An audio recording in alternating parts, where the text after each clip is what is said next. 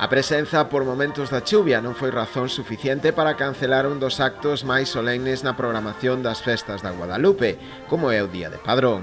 Unha xornada na que os dous concellos estreitan lazos, unha tradición xa de séculos. Unha representación da Corporación Padronesa, co seu alcalde á cabeza, Antonio Fernández Angueira, foi recibida no Salón de Plenos.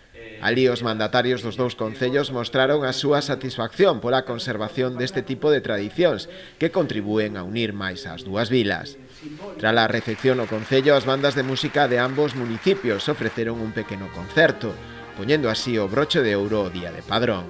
A próxima cita marcada no calendario será en abril, na celebración da Pascua en Padrón. Alí será o Concello de Rianxo que lle devolva a visita, nun novo exemplo de unión entre ambos os povos, que se remonta á Idade Media, cando as dúas vilas formaban parte xa da diocese de Iria Flavia.